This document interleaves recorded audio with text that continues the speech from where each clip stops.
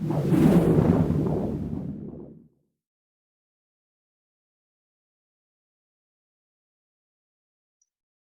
so I'm here with an episode of the Impact Series hosted by 40. Today, I am delighted to be joined by Nick Zwaneveld from a company called Coorest, essentially bridging a gap between Web3 and CO2 compensation. So look, Nick, brilliant. Thanks for jumping on this. Yeah, good afternoon. If you wouldn't mind just giving maybe a bit of a elaborate on the introduction in terms of your business and a bit more about the journey, I guess. Yeah, thanks for inviting me. Coorest is a new company. It's a blockchain company that focuses on bringing decentralization to the carbon market, and we view Coorest as a decentralized application for easy and transparent carbon compensation. This journey started in 2021. I was already personally investing in crypto, and I was very interested in the tech. And after doing some technical deep dive, I came with the idea of tokenizing trees. And then in the first quarter of 2021, I wrote the first white paper outlining the concept of NFTs that generate CO2 tokens that can be traded as an emission and can be converted by burning those CO2 tokens and then receiving a proof of carbon compensation certificate in return. Because I spotted a flaw in the current carbon credits markets, in the voluntary carbon market, where there is an issue with double counting and double claiming and lack of transparency. And then I realized, like, hey, I think this market is ready to go to the next level by utilizing blockchain, remove claiming error, and enhancing the transparency and traceability of the funds by utilizing blockchain in combination with satellite data. And then the journey of building basically started until the moment that everything was built and we're live now. So that's a long story short. Okay. Interesting. So as I said at the beginning, you're essentially kind of bridging the gap between like sustainability and via Web3, via blockchain. So it's a blockchain native company. So I mean, let's kind of go back to the beginning. So you believe in the principles of the voluntary carbon market, but you felt as though, as with anything, the first iteration could be improved upon, right? Yeah, correct. Because I understand the need for a voluntary carbon market, and I understand where that market is coming from, right? Because when that market started to be developed, blockchain did not even exist, so everything was built on top of legacy tech, which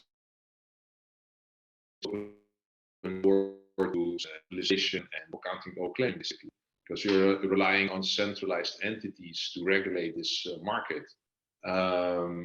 And then I realized, like, okay, that can and needs to change in order to make this market more efficient and more effective, because the end goal is to have a positive effect on the real world, right? So more trees needs planted, more projects. But now a lot of value is lost with the middleman.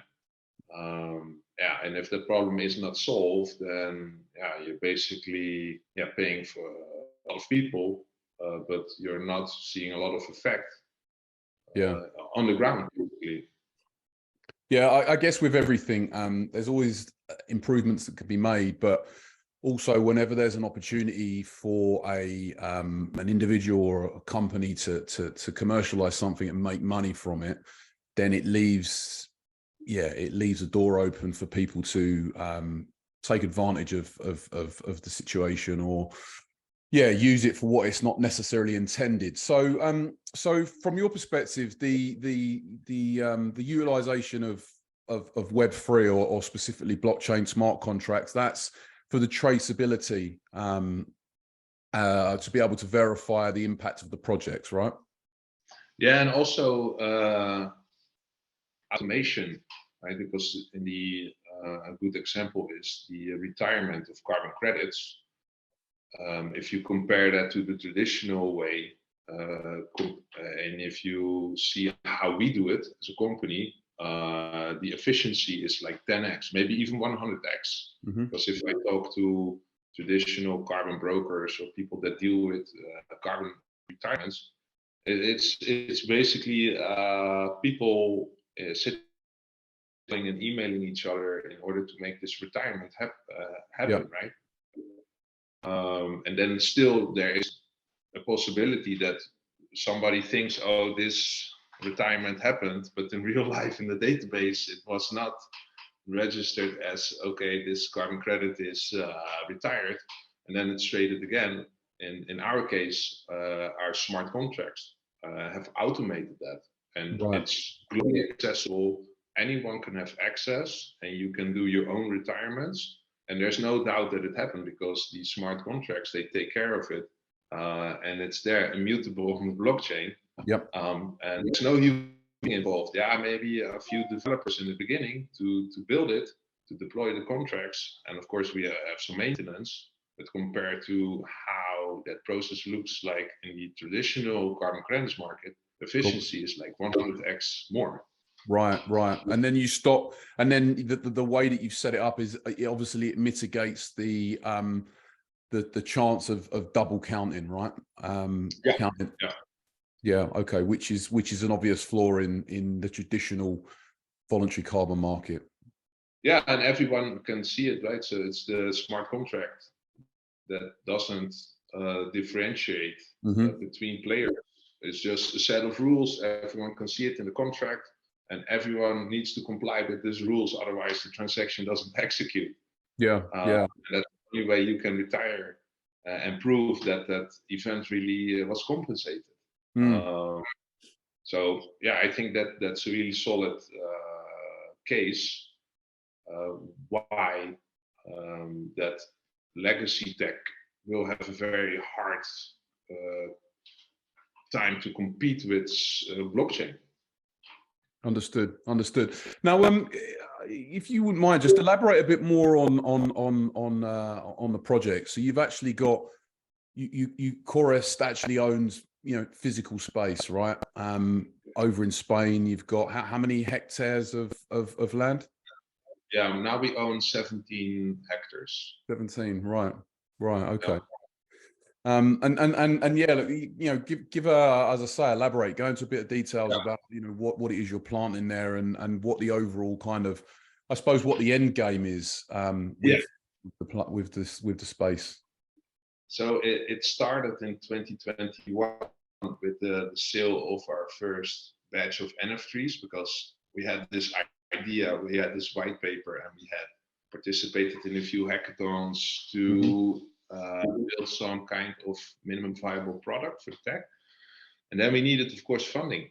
And then we said, okay, let's sell NFTs as NF3s and use that money to buy land, plant the trees, and build the tech. So we have a proof of concept. We can show, hey, this actually works. So we did that. We started selling at the end of 2021. That gave us some money to buy the first 6 hectares in Spain. And we planted that with fig trees. So it's actually a fruit-bearing tree. Because we said, okay, we want to create a product that has a yield, not only in CO2 tokens, but also as a portion of the produce of the fruits will be sold, and then it will flow back to the NF3 holder. That's how it started, and people liked the product. So we sold 5,000 NF3s. that got planted in 2021. Right. And then yeah, we basically built the tech. So people that hold our NFTs accumulate CO2 tokens. So we have our own standard, Coorest Carbon Standard, that got certified, that basically allows us to calculate how much CO2 is being absorbed by the tree in that area, and we can translate that into tokens. And one CO2 token equals 1 kilogram of CO2 absorbed by the real world trees. Okay. And you went with your own verification. You say Coorest, as opposed to going with one of the more traditional, because I guess they weren't really fit for purpose because they verify in a slightly different way. Yeah. So, and that's one of the issues that we saw. Is okay, we need to make this more accessible and more frequent way of verification. That's why we chose to go with satellite data, because satellite data is now more easily accessible, and it's quite affordable. That allows you to monitor projects globally, right? So instead of going physically to all projects once a year or twice a year, we said, okay, let's rely on satellite data in order to track all the tree planting initiatives that we onboard or that we do ourselves, and put that. What do you trust more? An audit that happens once a year, twice a year, or that happens once a month? Continuously, right? So, yeah. So, and we it's a said, very old method, isn't it? Of you know, like that Vera, for instance, sending out a physical, you know, a person to a physical location to be able to verify a project. It's again, it's about.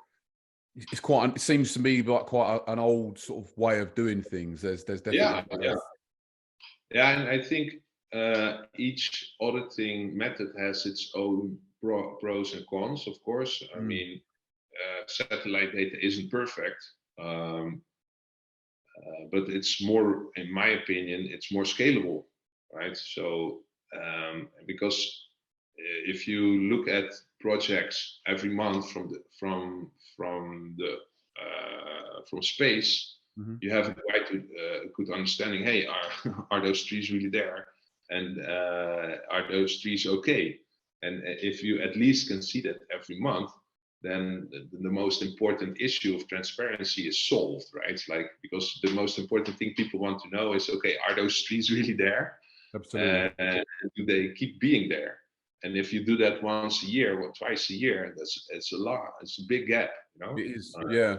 In theory, I suppose in theory, you could a project, you know, you could plant trees in the January, and you could just assume that they're flourishing and they're doing well across the course of a year, but you might not then again check until the end of the year, and they you know, they could have died in February. So all of the claims that they make in terms of sequestration, etc., would be invalid, right? And especially if you see how they issue carbon credits compared to how we mint CO2 tokens, because carbon credits get issued for a period of time connected to a project, right? And if something happens to a project, maybe early stage, basically all those credits linked to the projects are basically worthless. And we said, okay, we need to come up with a system where the tokens are not issued in advance, but they are only released after the CO2 has been absorbed, and that has been confirmed by satellite data. And then with the frequency of a month, so when something happens, we can activate the mint lock, preventing from unbacked tokens coming into circulation. That is basically how we designed our system. Understood. Yeah, look, I find I find this stuff fascinating. The way that, I suppose, like the evolution of tech and advancement of technology can be applied to solve, you know, like a real world issue. And Yeah, and this is like a really interesting concept, and actually it kind of leads quite nicely onto the other part that I just wanted to briefly touch upon, because again I find this like quite mind blowing. But the product you've recently launched, Xave, yeah, could you kind of elaborate in that a bit, because it's essentially it kind of crosses a line between the metaverse, and the earth, real life stuff. Yeah, Xave is another project. There's a metaverse that focuses on the industry, where they want to host events or concerts or festivals in a digital space. Yep. And they wanted to make that metaverse green or sustainable. And this is how the collaboration between Coorest and Xave started, because the NFTs that we issue as Coorest, it's an NFT, so you can do anything what you want with it in other projects. And then that idea started of the Xave Forest, where they want to do green concerts or concerts hosted in a forest connected to real world trees. And then we said, okay, we can do that if people buy land plots in Xave, and if they also buy an NFT and allow that to be imported in the metaverse, you have connected the digital world with the real world. Very cool. And that shows also the power of blockchain. Is like those combinations. How do you do that with traditional tech? It's very hard to do that, right? And now you have digital ownership, and you can make all kinds of new product market fit combinations. It's like, it's very, I never thought about it, but now you can have a green metaverse with the utilization of NFT tokens. Yeah, it's a very cool idea. And the promotional video as well. I mean, we'll put a link to it in the show notes, but for me it felt like the start of a Disney movie. So it's a brilliant collaboration, and again, for me, really interesting and exciting application of the technology. Look, in closing, just I suppose if we kind of circle back to Coorest now, where you've sort of explained how it come about and the story sort of so far, but what does the next 6 to 12 months look like for you? Where are you guys at the moment? So we are now at the stage that we have onboarded 4 projects globally. So 1 in Kenya, 1 in Angola, and 2 from Argentina. And we have started to sell those tokens on behalf of those farmers. And the next couple of months will focus on gaining more adoption of CO2 tokens by traditional companies, so non-crypto companies that are looking to compensate or offset their emissions, that want to use this CO2 tokens. That's one. We just co-developed a fiat on-ramp where people without a wallet can buy the proof of carbon compensation certificates with a credit card or with Apple Pay. They are basically, that's live. So and then the next phase is to allow the farmers to send their tokens into a pool, and when people buy the carbon compensation with fiat, it's basically sourced from that pool, and then farmers get paid out from that wallet.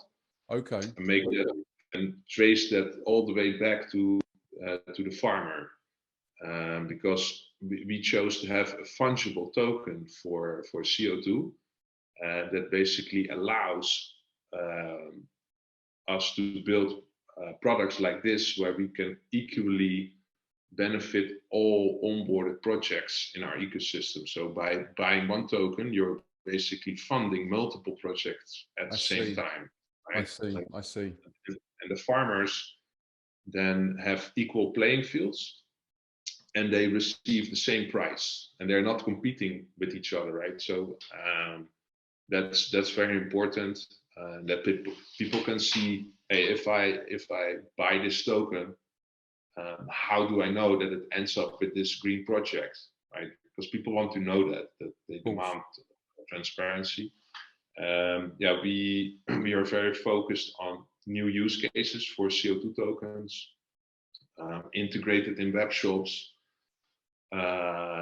make it easier for merchants to offer carbon neutral products and services to their clients utilizing our blockchain tech.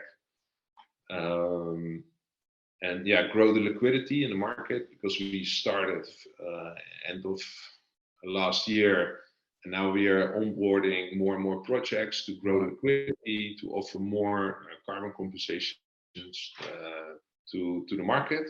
That's one, and we're partnered with Coorest to develop a parametric insurance to allow farmers to buy an actual insurance for the trees, because yeah, the real world trees are exposed to real world danger, like fire, disease, and fire, and yeah, of course. Yeah, and we have a strong collaboration with our satellite data provider Floodlight, with Coorest as a decentralized insurance protocol, and Chainlink to get the data on chain to make this happen, and make a strong ecosystem for the CO2 token and all the involved projects, to make it the most reliable token for carbon compensation, right? Because people want to know, okay, what happens to my carbon compensation if the underlying tree generating assets is damaged or destroyed? Then with this insurance product, we can at least make sure that if something happens, then it gets replanted through this insurance product. That's something we want to roll out as soon as possible. And yeah, that's basically it. And in the long term, we want to see if we can open up for other products related to sustainability, and allow farmers to do more and to raise more capital by issuing their own NFTs, so they can buy more land, plant more trees, and that people can invest directly in farmers globally. But that's a bit further down the road. It's further down, but it's like, so it's about building this essentially like a community, right? Yeah, sounds like you're building. Okay. Yeah, and global, right? So we want to give access to green projects and farmers globally, to allow them to get onboarded and generate an additional revenue stream through the sales of their CO2 tokens. Very ambitious. Very ambitious. Yeah, I like it. At the end, you said that's it, but you know what you basically explained 3 or 4 different things that you were working on simultaneously. So your roadmap, your sort of project roadmap is very busy. That sounds like that's more than 6 to 12 months worth of work. Yeah, for sure. Yeah, look, I found this fascinating. Yeah, even more so than when we spoke previously. Every time we kind of discuss this, I start to understand it a bit more. And then when you start to understand it, you then appreciate the scalability and the potential impact that something, a product like Coorest could have. So, look, Nick, thank you very much for taking the time out to, to jump on this and to explain the story so far. I know you're on I know you will start looking to scale the business, and so obviously you're having conversations with potential partners and like VC, etc. Because obviously these things they need capital, and it's so cutting edge. I'm sure that you'll have I'm sure there'll be a lot of interest from the VC and the PE, like the PE houses out there that are looking to diversify their portfolio into more green, sustainable. So look, like I say, I'm really glad that you agreed to jump on this. So look, thanks very much, and look forward to what the future looks like. Yeah, thanks for inviting me. It was a pleasure. Absolutely. Well, thank you very much, Nick. All the best. All right, thanks. Bye-bye. Bye-bye.